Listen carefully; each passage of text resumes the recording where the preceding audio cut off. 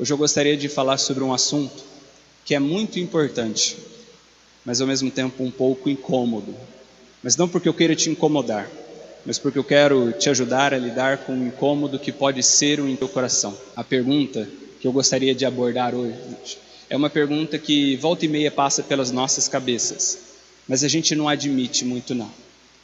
A pergunta é aquela que surge em nós quando as coisas às vezes ficam bastante difíceis nas nossas vidas, quando enfrentamos situações de turbulência, situações complicadas para as quais nós não vemos saída e muitas vezes nós nos perguntamos: por que eu não consigo sentir paz? Vamos ser sinceros, se você já tem algum tempo de vida cristã, mas principalmente se você nasceu e cresceu em um lar cristão, você provavelmente aprendeu que o cristão, uma das grandes bênçãos da vida cristã é a paz que o Senhor nos dá, a paz que o Senhor nos concede. Há centenas de textos bíblicos que nos dizem exatamente isso, o quanto o Senhor nos dá paz. Se você olhar, por exemplo, para o Salmo 29, verso 11, o salmista diz: o Senhor dá força ao seu povo, o Senhor dá ao seu povo a bênção da paz. Se você olhar para Isaías 26, verso 3, o profeta diz: tu, Senhor, guardarás em perfeita paz aquele cujo propósito está firme, porque em ti confia. Nós sabemos que o Senhor nos concede a paz, mas vamos ser sinceros, nem sempre a gente sente isso, nem sempre a gente consegue se sentir em paz, e nessa hora bate uma angústia até nos nossos corações. Nós sabemos que a palavra do Senhor é perfeita, então se a gente não sente, a gente começa a se perguntar: qual é o problema comigo? O que há de errado comigo, que parece que os meus irmãos conseguem desfrutar de paz? Eu tenho medo, eu sinto ansiedade, eu acordo no meio da noite com palpitação, eu acordo de madrugada pensando nos problemas, às vezes eu nem consigo dormir direito. Eu nem sei às vezes o que fazer comigo mesmo, eu nem sei lidar com a minha própria mente, com as coisas que passam no meu coração. Essa é a angústia de muitos cristãos, mas como eu disse, é uma angústia da qual a gente não fala muito, porque se a gente fala sobre isso, fica parecendo que a gente é que não tem fé, que a gente é que não confia no Senhor, ou que a gente que é imaturo na fé, e a gente não fala sobre isso. Esse pensamento, esse sentimento ecoa na mente, no coração de tantos cristãos, mas raramente falam, raramente admitem isso, porque sentem também culpa dentro de si. Eu é que não sei sentir paz. Eu é que por algum motivo parece que não consigo confiar no Senhor. Por isso que eu queria falar com você sobre isso hoje. Porque às vezes não conseguimos sentir paz. E para falar sobre isso, eu queria te convidar a abrir ou acessar a sua Bíblia num desses textos tão conhecidos sobre a paz, Filipenses, capítulo 4, para lermos juntos os versos 6 e 7. Filipenses, capítulo 4, versos 6 e 7.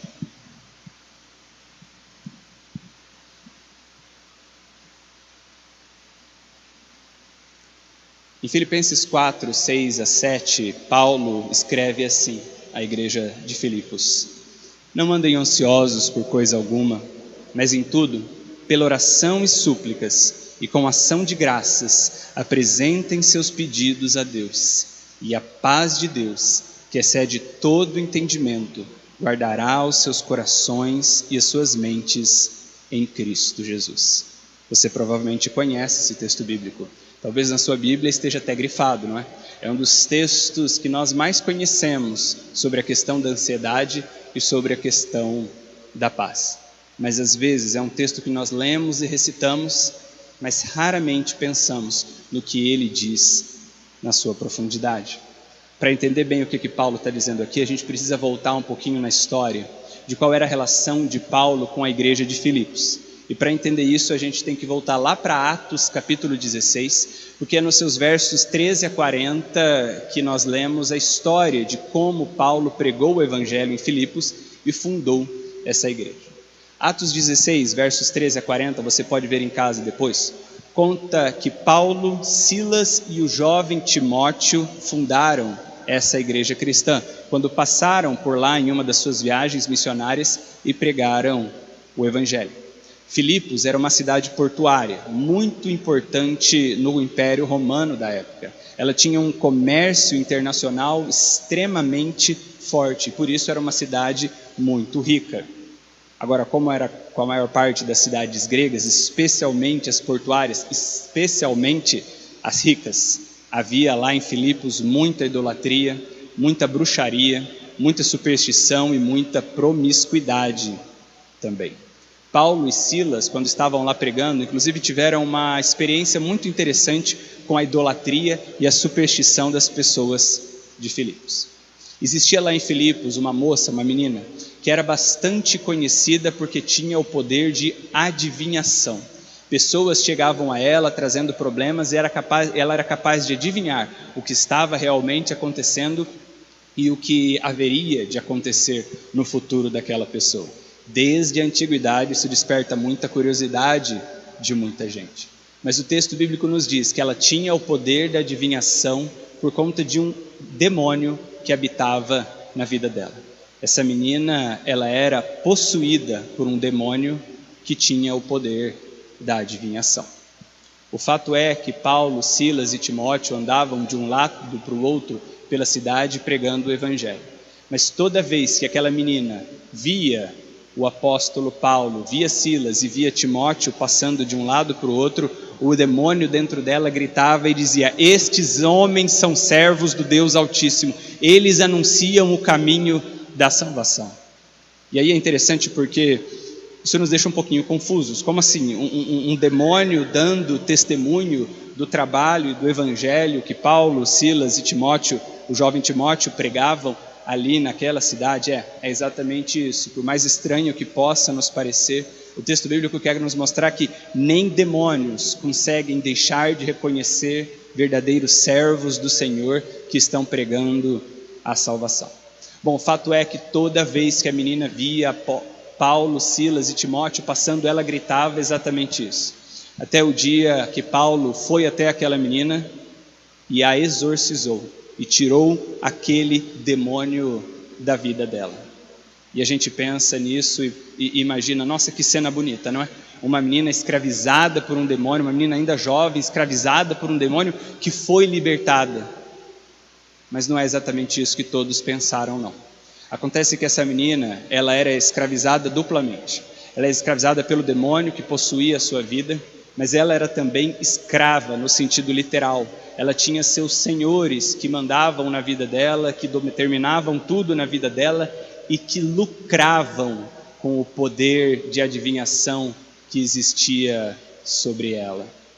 Quando eles viram que Paulo a curou, que Paulo a purificou daquele demônio, eles ficaram extremamente revoltados, porque eles viram a sua fonte de lucro simplesmente desaparecer. E eles ficaram tão revoltados que eles pegaram Paulo, Silas, levaram para a praça pública onde ficavam as autoridades da cidade e denunciaram Paulo e Silas por estarem perturbando a paz da cidade e pregando coisas que a eles não era permitido realizar. Os magistrados, como costumeiramente faziam na época, mandaram espancar Paulo e Silas diante de todo mundo e depois os jogaram na prisão para passar uma noite lá. Dentro da prisão aconteceu um fato incrível, que eu não vou mencionar aqui, mas eu quero te convidar a ler depois em casa, Atos 16, dos versos 25 a 34.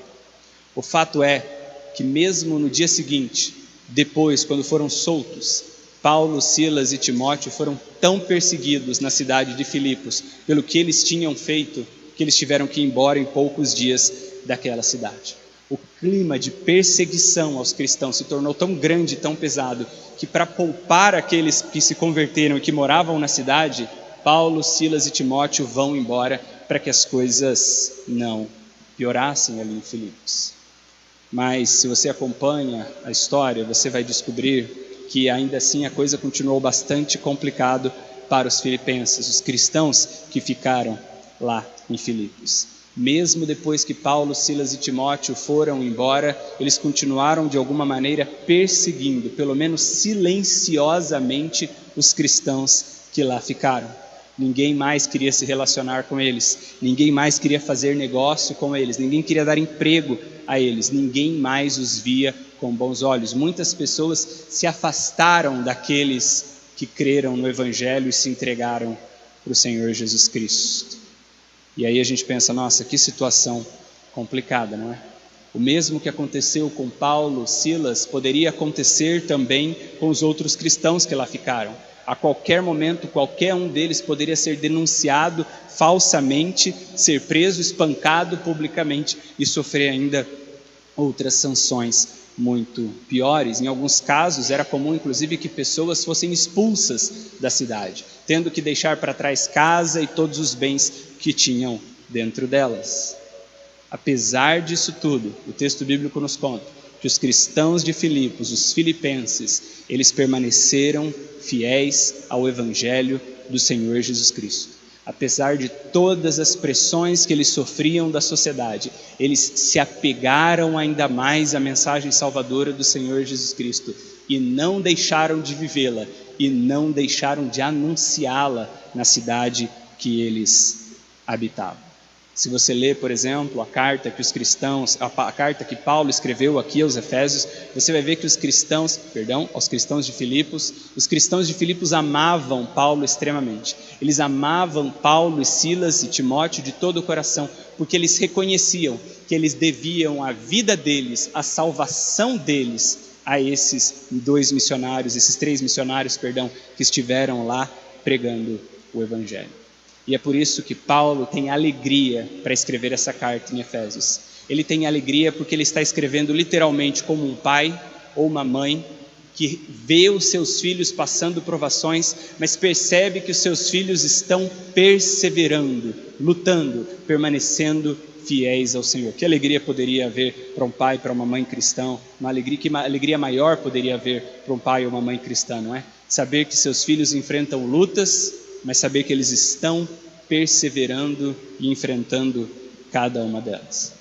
Agora, o texto bíblico também nos mostra que apesar dessas lutas externas, essas tensões externas que os filipenses enfrentavam, eles também enfrentavam muitas tensões internas, problemas dentro da própria igreja. Acontece que depois que Paulo, Silas e Timóteo foram embora, apareceram lá na igreja alguns judaizantes. Se você tem acompanhado nossas últimas reflexões, você já sabe quem são os judaizantes, né? Aquelas pessoas que diziam que para que alguém fosse realmente salvo pelo Senhor Jesus Cristo, antes essa pessoa tinha que se judaizar. Que essa pessoa antes tinha que absorver os costumes e a lei judaica para só depois poder crer no Senhor Jesus Cristo e ser realmente salvo. Algo que Paulo combatia de maneira muito forte. Se você tem acompanhado as outras reflexões que nós já fizemos, Paulo escreve sobre isso na carta aos Coríntios, Paulo escreve sobre isso na carta aos Efésios, Paulo escreve isso na carta aos Gálatas e agora tem que escrever também para os filipenses, combatendo essas pessoas que chegaram pregando essa mentira judaizante na igreja de Cristo e agora geravam tensões dentro da igreja. Então agora pare para imaginar como era o coração, como estava a mente de alguém que era cristão lá em Filipos. Como se não bastasse todas as lutas externas quando você chegava na igreja, que deveria ser um local de descanso espiritual, que deveria ser um oásis de relaxamento para todas aquelas lutas, encontrava na igreja um ambiente de disputa e de oposição. Que situação difícil, não é? Quanta tristeza, quanta angústia, quanta ansiedade devia habitar no coração dos cristãos de Filipos.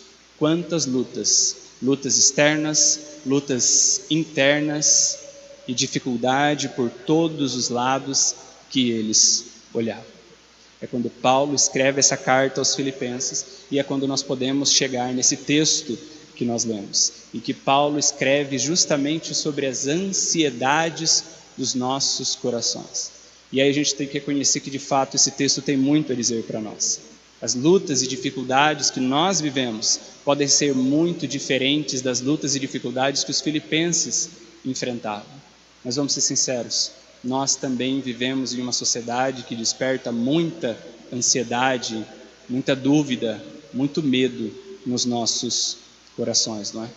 É por isso que nós tomamos para nós também as palavras de Paulo aos Filipenses, quando ele diz aqui no texto que lemos: não andem ansiosos por coisa alguma, mas em tudo, pela oração e súplica, com ação de graças, apresentem os seus pedidos a Deus.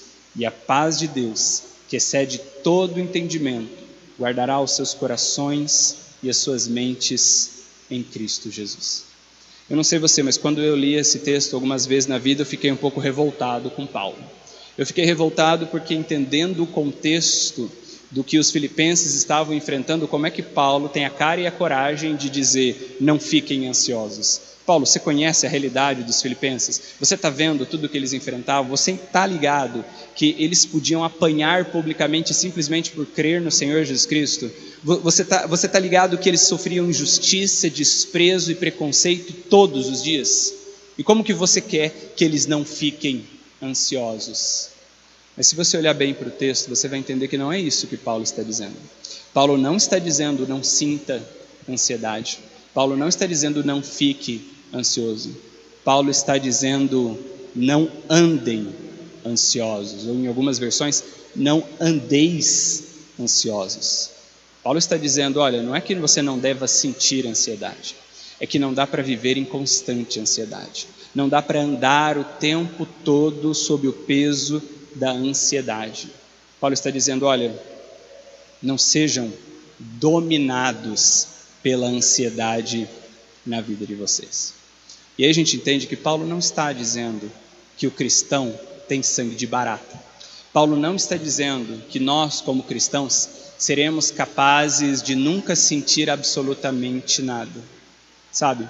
Aqui começa uma primeira resposta do porquê que às vezes a gente tem a sensação de que não sente ansiedade. É que o nosso conceito está equivocado. O nosso conceito, por que a gente acha que nunca sente paz? Que a gente acha que não tem paz? É que o nosso conceito de paz muitas vezes está equivocado. A gente acha que a paz do Senhor, que a paz que a Bíblia promete, é nunca se sentir perturbado, nunca se sentir ansioso, nunca ter dificuldades. A gente acaba acreditando que o cristão tem aquela paz de que nada nunca o abala, nada nunca o entristece e que ele nunca sente vontade de chorar. Esse conceito está extremamente equivocado. Por isso que Paulo não diz não sinta ansiedade, ele diz não ande ansioso, não viva o tempo todo ansioso. Se você olhar para 2 Coríntios capítulo 4, versos 8 a 9, você percebe isso na própria vida de Paulo. Porque quando Paulo está ali escrevendo aos Coríntios, falando sobre a sua própria realidade, Paulo diz assim: de todos os lados somos pressionados, mas não desanimados. Ficamos perplexos, mas não desesperados. Somos perseguidos, mas não abandonados. Abatidos, mas nunca destruídos. Paulo está dizendo, olha, quando eu passo barras pesadas, sim, eu me sinto pressionado, eu fico perplexo, eu me sinto perseguido e eu fico até mesmo abatido em vários momentos, mas nunca destruído, nunca completamente desanimado, nunca me sentindo abandonado pelo Senhor. Paulo está abrindo a sua alma e dizendo, olha, entenda uma coisa, como cristãos, nós somos seres humanos. Tem coisas que doem dentro da gente, tem coisas que nos assustam e nos dão sim medo. E não importa o quão cristão, o quão maduro você seja na fé, você nunca vai deixar de se sentir assim em alguns momentos. O Espírito Santo, quando entra nas nossas vidas, quando entregamos nossa vida a Cristo, não injeta em nós sangue de barata. A proposta do Evangelho não é tentar nos tornar robôs que não sentem nada, que passam pela vida sem se dar conta, sem perceber as dificuldades que existem. Não, isso não é o Evangelho. A paz que o Evangelho nos promete não é a paz de quem nunca sente nenhuma dor, nunca sente nenhuma dificuldade. A paz que o Evangelho nos promete é uma paz que não deixa com que sejamos dominados pela ansiedade.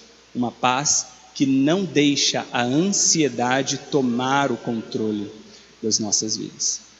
Muitos séculos, milênios depois do que Paulo escreveu aqui, a ciência nos fala a diferença disso tudo. Sabe, ansiedade, tensão, preocupação é uma resposta natural e saudável dos nossos organismos. Quando acontece uma determinada situação, é importante e necessário que o seu organismo, que a sua mente, que o seu corpo fiquem agitados. Se alguém cai na sua frente, se alguém sofre um acidente na sua frente, se alguém passa mal, se você percebe uma situação perigosa para a sua vida, é importante que o seu organismo fique estressado, que o seu batimento cardíaco aumente. É natural que diante de um determinado diagnóstico você se preocupe com o seu futuro, com o futuro das pessoas que você ama.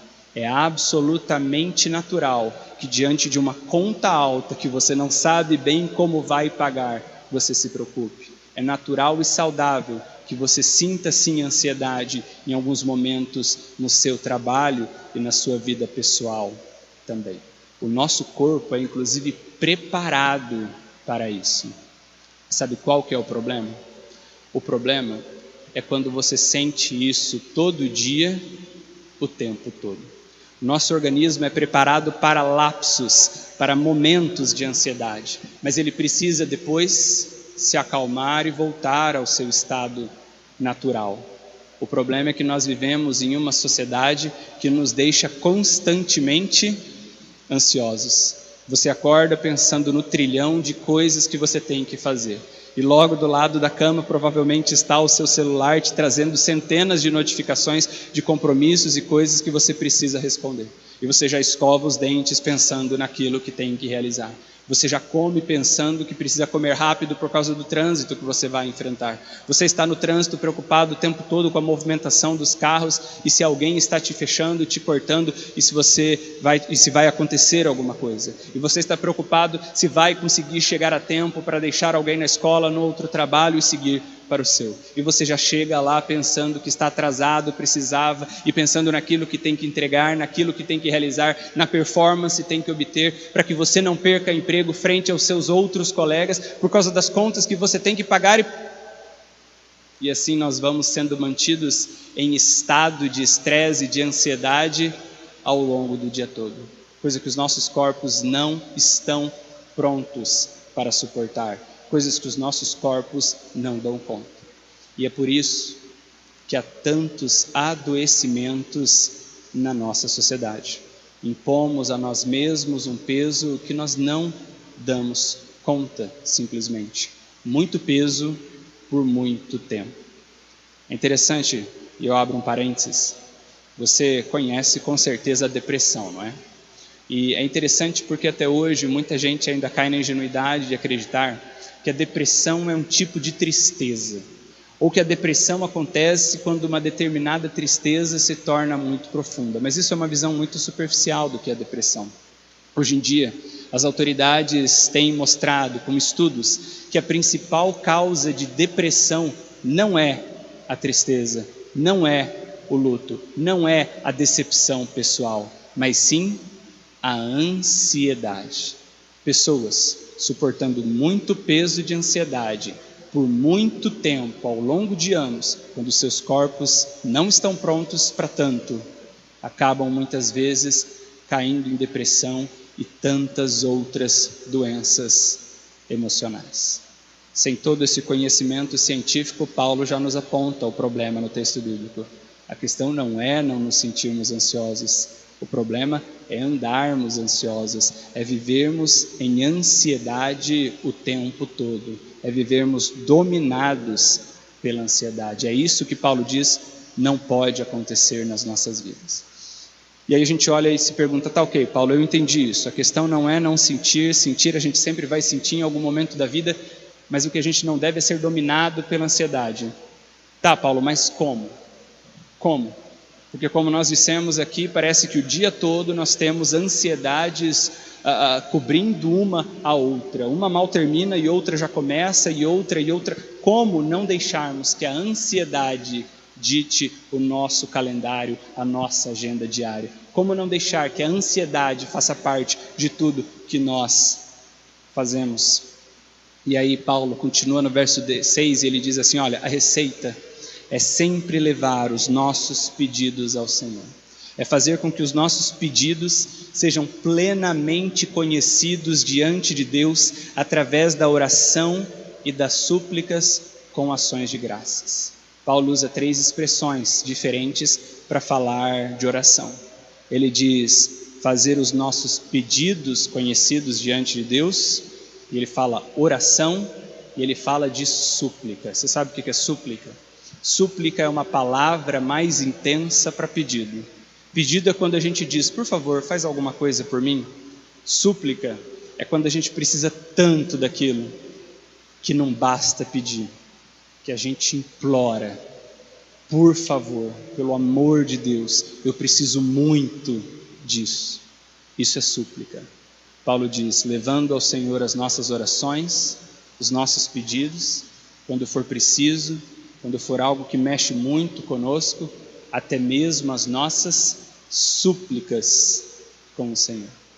Mas é interessante que Paulo não diz assim, orando, levando suas súplicas e pedidos e suas ações de graças. Não, Paulo diz levando seus pedidos, suas orações e súplicas com ações de graças. Paulo cola uma coisa na outra.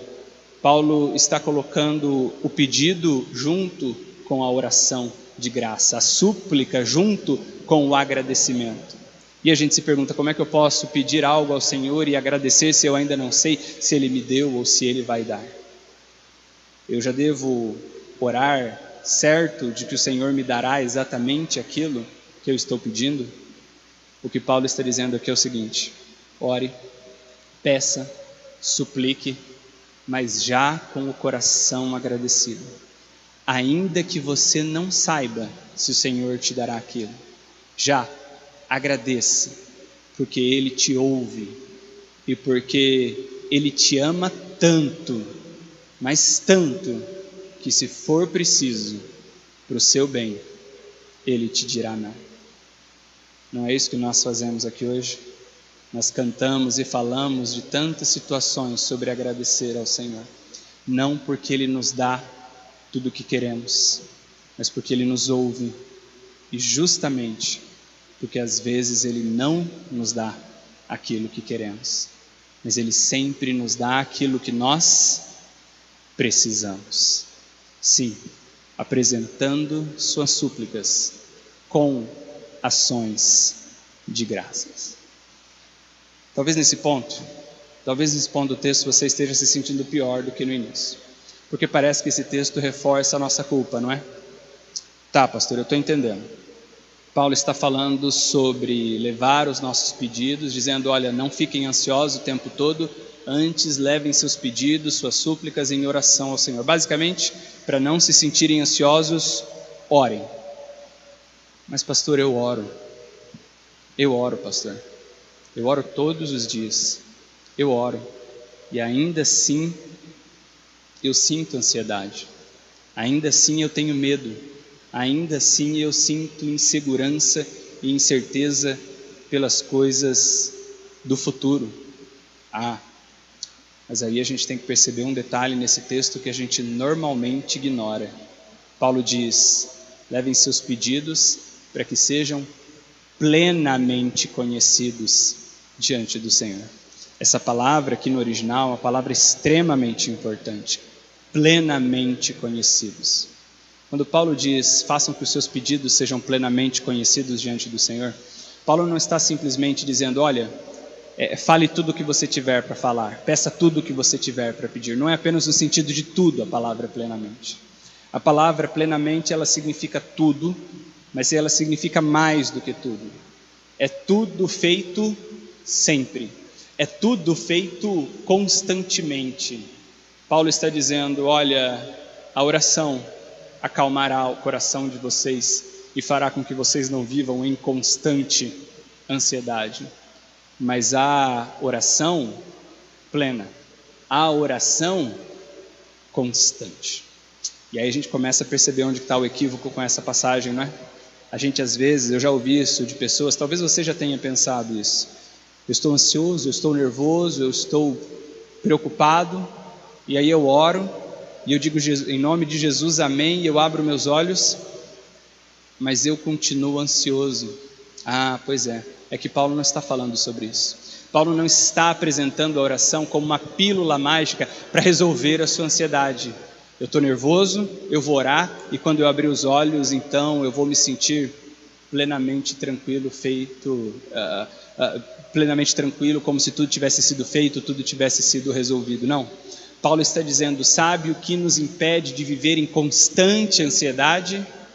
Uma vida de constante oração. E aí é que está a chave da questão para muita gente. Muita gente acha que oração é remédio para dor de cabeça, quando na verdade a oração é produto de higiene diária. Você consegue entender a diferença? Quando que a gente toma remédio para dor de cabeça? Quando a gente tem dor de cabeça, quando a gente sente a dor apertando as nossas cabeças. Então tem muita gente achando que a oração é exatamente assim, quando o calo aperta, quando a vida fica complicada, quando os problemas acontecem e eu sinto a ansiedade tomar o meu coração, aí eu vou lá e oro, aí eu vou lá e reforço as orações, e aí eu oro 14 vezes por dia.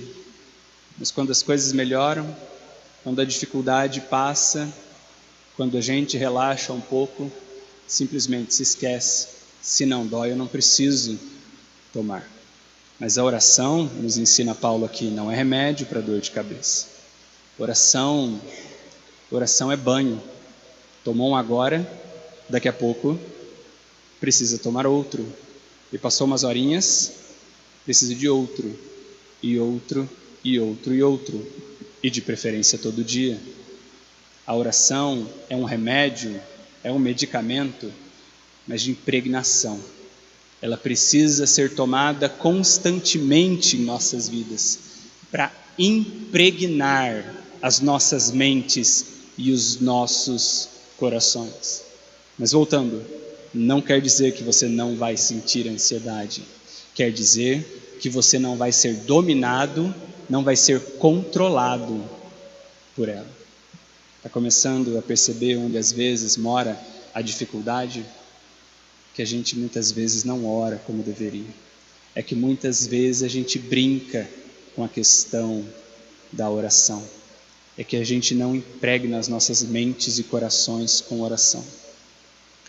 Sabe, os cristãos lá do século 17, eles nos ensinam uma coisa muito importante sobre oração. E eles usam uma expressão que não é muito popular hoje em dia, até por isso que muitos pastores não falam sobre ela. Eles falam que a oração é uma disciplina espiritual. A palavra disciplina hoje ela não é muito benquista, não é? A gente entende disciplina como algo ruim, como algo pesado. Mas os cristãos lá do século 17, eles sabiam que disciplina é algo necessário para a vida. Disciplina é algo que não é fácil e nem sempre é agradável, porém necessária. E que pode se tornar agradável depois que nos acostumamos com ela. Eles ensinavam que a oração é exatamente isso. A oração nem sempre sai fácil. A oração nem sempre é prazerosa. Tem dias que a gente está tão chacoalhado por tanta coisa acontecendo à nossa volta, que é difícil parar e difícil se concentrar. É difícil muitas vezes se colocar diante do Senhor quando há tanta coisa se passando à nossa volta. Mas eles diziam, é preciso treinar sua mente, seu coração, trazê-la cativa para o ambiente de oração. Mas com o tempo, o benefício que ela nos traz é simplesmente indescritível. No início difícil disciplinar nossas mentes e corações a isso, mas os benefícios que ela nos traz são simplesmente incalculáveis. inextrapoláveis. Por exemplo, esse que Paulo apresenta aqui. Conseguirmos não ser dominados pela ansiedade, mas não brincar com a oração, e sim cultivar a oração em tudo que fazemos e todos os momentos que vivemos.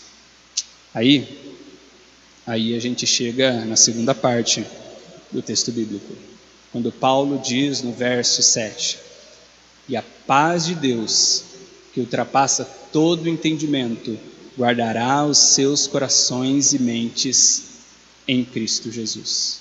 Somente quando vivermos vida de oração, vidas de entrega total ao Senhor, total e constante diante do Senhor em oração, aí não seremos dominados pela ansiedade e descobriremos a paz de Deus, uma paz que ultrapassa todo entendimento. E os nossos corações e mentes serão guardados em Cristo Jesus. Você está entendendo que o nosso problema é que às vezes a gente quer pular para o verso 7 sem passar pelo verso 6? A gente quer chegar na paz, a gente quer sentir que nossos corações estão guardados na paz do Senhor, mas não damos o passo anterior, que é cultivar vidas de oração. Mas quando nós a realizamos, diz o verso 7, a paz de Deus, uma paz incompreensível para a mente humana, guarda nossas mentes e corações em Cristo Jesus. E aí Paulo chega no ponto alto do seu argumento: Cristo Jesus. Ter paz não é não ter lutas. Ter paz não é não sentir o seu coração muitas vezes cansado. Não é não sentir dificuldades nem vontade de chorar. Ter paz, à luz da Bíblia, é ter o seu coração e sua mente guardado em Cristo Jesus. É ser capaz de, na hora da dificuldade, na hora do medo, parar, levar o seu coração e a sua mente em oração e dizer: Cristo, guarda o meu coração, para que eu não seja dominado pelo medo, para que eu não seja dominado pela ansiedade, para que eles não controlem a minha vida. Cristo é a nossa paz. Cristo é o centro da nossa paz. O Cristo que nós descobrimos, que nós experimentamos e no qual nós mergulhamos através da oração. Oração é exatamente isso. É silenciar as vozes do nosso exterior para ouvirmos apenas a voz de Cristo que fala em nós através do Espírito Santo. É mergulhar em Cristo, é se aprofundar em Cristo, dizendo: guarda-me, Senhor. Oração é o que os discípulos fizeram sem perceber quando estavam atravessando o mar da Galileia. O texto bíblico diz que os discípulos estavam atravessando o mar da Galileia em um barco com o Senhor Jesus. E o Senhor Jesus, cansado de passar o dia pregando, estava dormindo no barco. E os discípulos começaram a enfrentar uma grande tempestade. E uma tempestade terrível que ameaçava virar o barco deles. E eles provavelmente morreriam no meio daquela tempestade. Os discípulos então foram chamar o Senhor Jesus Cristo e disseram: Senhor, o Senhor não está vendo? Nós vamos morrer. E o Senhor Jesus Cristo se levanta e acalma a tempestade. Orar é dizer: Senhor Jesus Cristo, eu estou no meio da tempestade e a tempestade está me afogando, porque eu percebo que a tempestade está entrando para dentro de mim. Há uma tempestade fora de mim e há uma tempestade, uma turbulência aqui dentro do meu coração. E crer que o Senhor Jesus Cristo apazigua as nossas almas. O próprio Senhor Jesus Cristo nos ensina sobre a importância da oração. Lucas capítulo 4 nos conta que o Senhor Jesus Cristo, quando ia começar o seu ministério de pregação, sabendo que seria preso no futuro, crucificado, ele resolve começar o seu ministério em oração.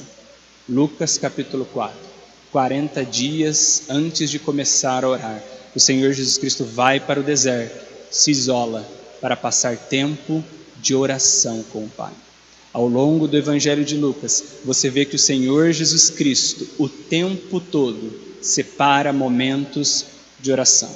Com a rotina corrida que ele tinha, com as pessoas sempre cercando e demandando mais dele, ele às vezes se afasta das pessoas para desfrutar tempo de oração.